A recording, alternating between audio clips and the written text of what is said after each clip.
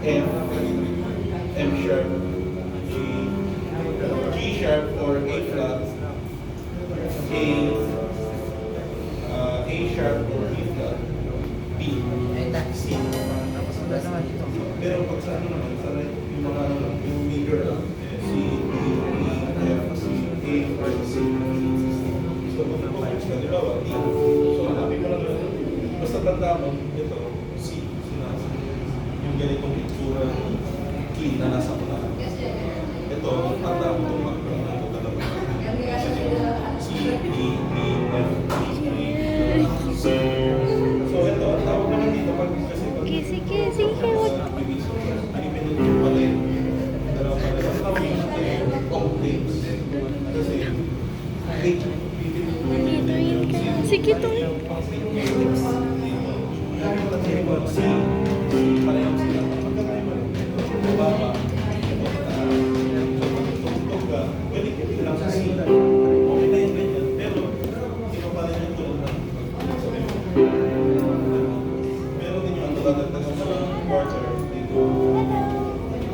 Wait ka.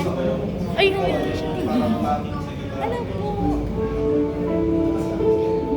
Kumiti siya dito. Sakto. Ang ganda. Alam mo, ngumingiti na naman. Lolo. Ching! Ay! Bless you. Bless you. Kasama pa lang. So, ang minigyan niya pag minigyan ka sa account, may bakante ka na ginagawa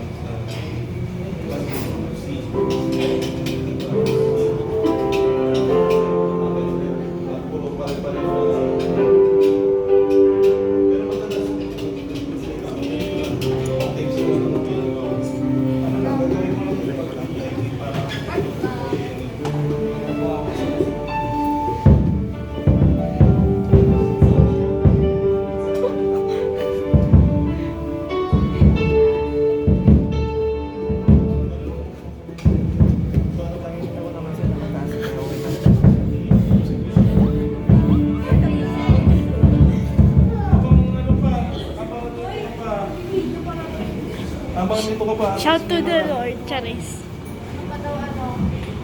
Shout to the Lord. Tinatanong mo, ikaw. Shout to the Lord. Ikaw yung mag-aaral eh. Shout to the Lord.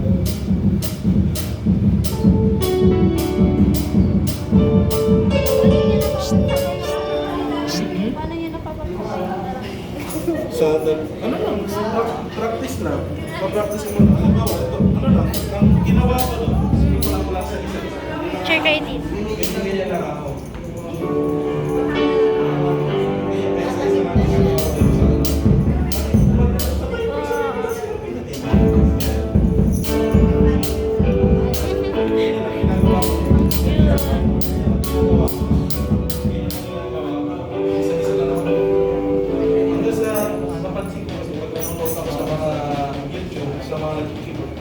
Bakit sila nag-aaral? Paano kaya yung ginagawa nila yan? Ako, hindi ko na itanong sa nanonood ng tutorial. Ang ginawa ko, kinapa ako kung paano ang isa lang ang pagbuto ng tapes. Sabi ko, sabay sila, sinabay ko. Kasi ko, nagtatakot. Nagkaganon ako kasi nakita ko. Parang tapos yung ginagawa ko. Sa pipindin ko, ako, kasi nakuha ko.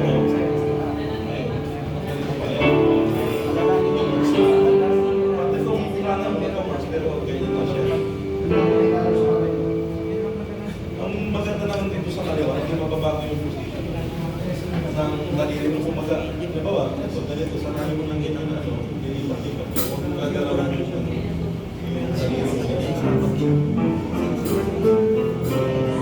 May openings na tinawag. Sa pag-inito, ginagawa ko sa halimbawa yung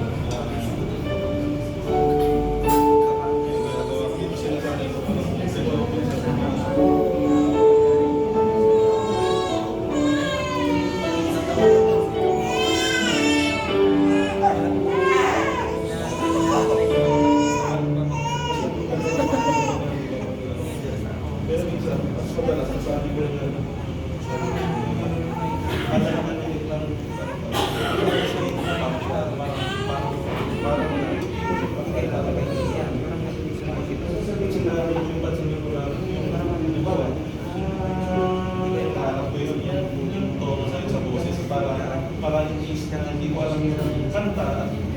Kasi pag hindi ko alam yung kanta, ipapawal ng function leader, ipapakanta ko sa kanya. So kapag kinakanta niya ako, hanapin ko yung tono niya na yun. Kakapay ko lang ito, pipindot lang ang random. Hindi ko pa kaya yung ginagawa ng keyboardist yung si Maestro sa tawag ng pangalan na basta pakinggan niya lang agad. Matututunan niya ng bago. Sige, Kung ako, nakakapapa. picturean natin sila. Hindi ko pa kaya yun. Siguro pag naabot ko na yung ganong edad sa kanya, kaya ko na yung gano'n. So ganun yung ginagawa ko routine pag nandito kami sa church, pag sa practice. Ganun din pag nakikinig lang ako ng music.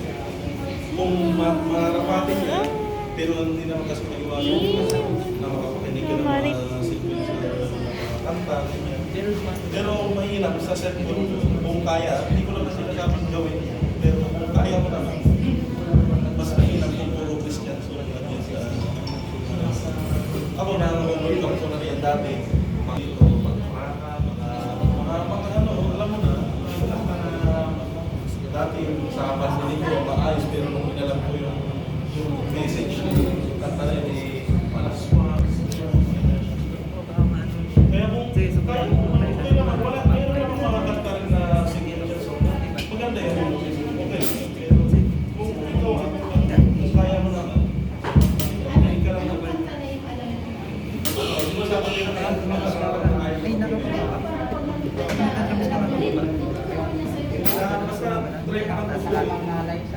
Ikaw naman ang oo, sige lang. Kasi kahit ako rin mga sa ginagawa mo.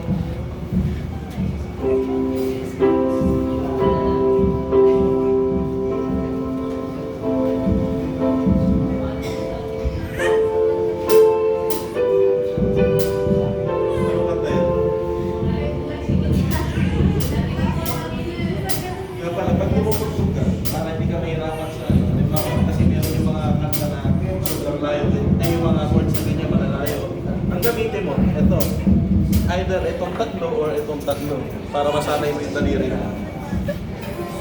Pag nag-play ka, di ba, kasi ganyan, di ba nasanay ka na ganyan yung simo, ganyan yung simo. Kaya gawin mo na, sanayin mo na, pag nag-play ka, kung may keyboard kayo, siguro ganyan lang. Kada nag-play ka, ito